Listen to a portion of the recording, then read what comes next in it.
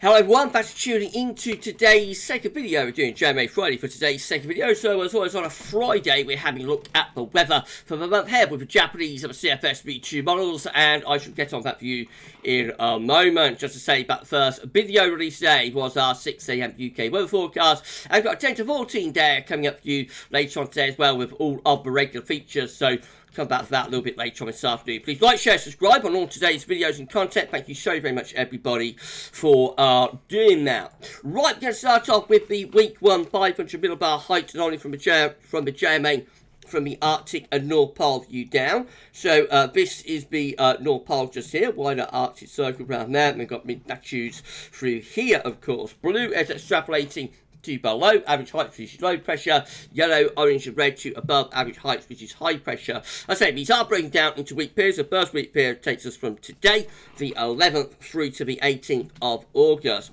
So this next week we'll have an area of high pressure to our north and northwest with a trough of low pressure to our south and southwest, and also a ridge away to the east and northeast as well. Quite a complex pattern, but it looks a little bit unsettled, a little bit showery. Should be quite warm though, with winds coming in from a southerly or a southwesterly direction. Now, week 2 sees a significant change. This will be 18th, 25th of August. We see a large area of above average heights being setting up over into the north of the country, and that sends the wind into much more of an easterly or a southeasterly. So obviously that is a significantly warmer wind direction. In fact, not only warmer, hotter wind direction with more air coming in from off the continent.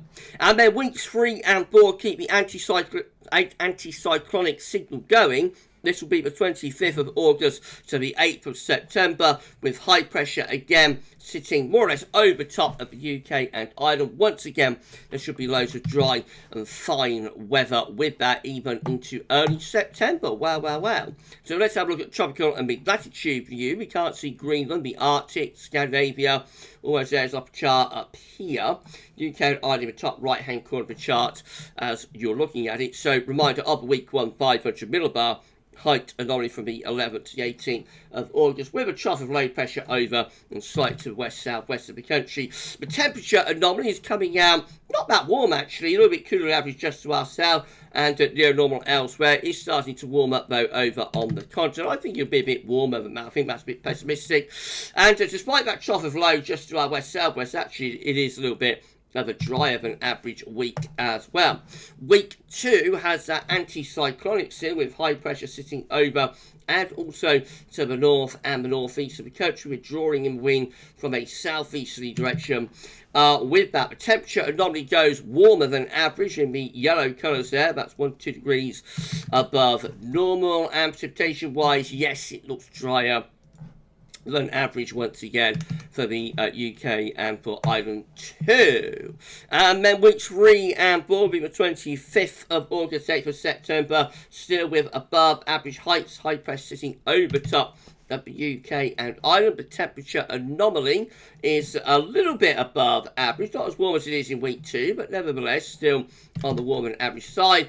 And yes, it is still drier than normal as well, with that area of high pressure sitting over the coast. So high and dry, really, for the second half of August and even into early September. Now, let's see how the CFS B2 compares. So once again, these are 500 millibar height and orange breaking down into week periods. The first week period takes us from the 11th through to 17th of August. This next week will have above average heights to our north and also to our east. Low pressure will be out in the Atlantic and winds coming up from the south, so you think that's going to be bringing quite a lot of warm weather with it. Week 2 will be the 18th to the 24th of August, still with high pressure sitting to both our north and east, low pressure in the Atlantic. Again, that should be bringing up wind from a southerly southeast direction. That could be quite hot. Week 3 will be the 25th to 31st of August. Again, high pressure in the ascendancy, perhaps weakening a little bit, but still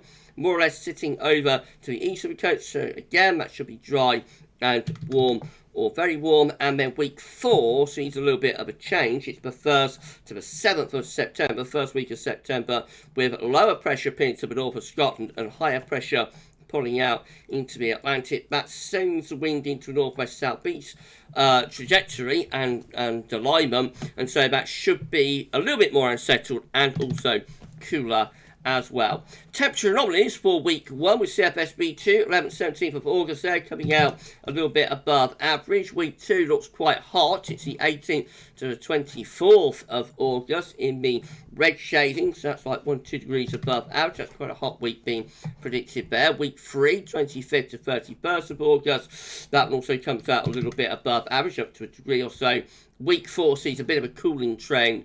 That's the 1st to the 7th of September, going back much closer to average then. And lastly, precipitation. So week 1, largely drier than average, 11th, 17th of August. Week 2, 18th, 24th of August, actually looks a little bit more unsettled, surprisingly so, particularly for Ireland, and perhaps average rainfall elsewhere. That could be because of heavy showers and thunderstorms. Week 3 goes a bit drier again, 25th of August, 31st, especially for England and Wales. And then no particular signal as we get through into week 4, which of course is going to be the first week of September. You expect that to be a little bit more unsettled, but I think we've more or less lost signal by then. So really the trend for the rest of August is warm and largely dry on the face of it. And if we take these two models together, maybe a little bit mixed to start off with over the next few days, but clearly we've got a lot of high pressure influences here. So yes, we could see a lot of warm and dry weather through the rest of August, possibly a bit of a hint of something a bit more unsettled as we get into September, but that is a very long way off, and I think we need to wait a little bit longer before we have any confidence in that. Remember, it's just a snapshot of what these two models are showing today. They could look completely different when we do GMA Friday again next week, but that's how it's looking on this week's GWV Friday. We're going to be back a little bit later on, the 10-14 day, and we'll see how the shorter range models are looking then. Are we going to get a heat wave by this time next week? We'll have a look at some data in our 10-14 day, so I should see you a bit later on for that. But for GMA Friday for this week, that's all now, and thanks for watching.